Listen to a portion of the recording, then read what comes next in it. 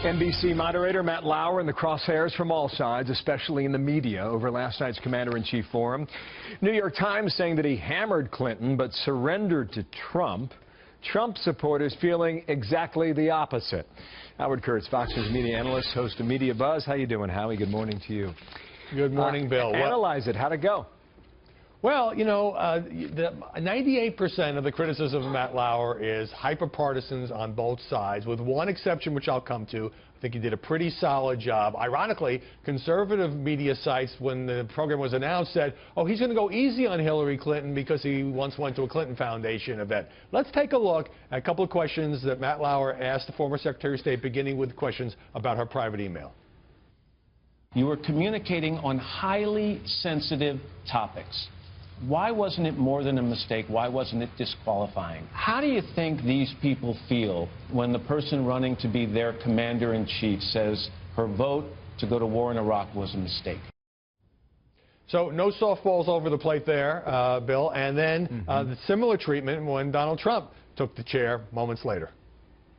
But what have you done in your life that prepares you to send men and women of the United States into harm's way? When you say inflammatory things in a presidential campaign, it's different than saying them when you're commander-in-chief. If you say things you regret when you're commander-in-chief, you can spark a conflict, you can destabilize a region, you can put American lives at risk. Can we afford to take that risk with you?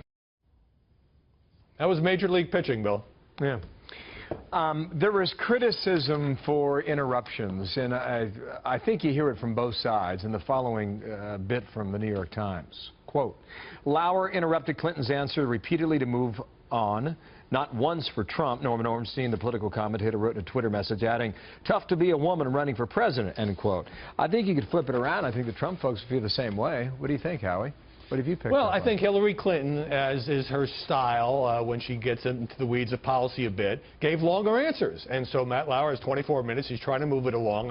We've all faced this. You don't want to over-interrupt and step on the person. The idea that it's sexist, as the Center for American Progress suggests, seems to me to be silly. She should be held to the same standard. And they both got tough questions. Now, the one place where Matt Lauer slipped up was when Donald Trump said, I oppose the war in Iraq and so forth, because a year ago when I interviewed Trump, I pressed him on the fact that there was no evidence, there's no public record that he said anything in opposition. In fact, he had said some sympathetic things before the invasion in March of 2003. In 2004, lots of people were against it. It was much easier to be against the war at that point.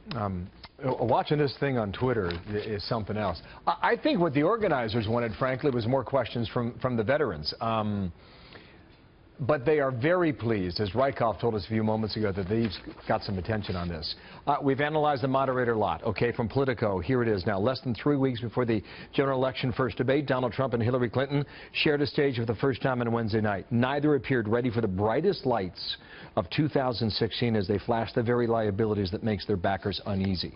Clinton wobbled on style. Trump stumbled on substance. You put a lot of attention on Lauer, but one of these two will be president, Howie.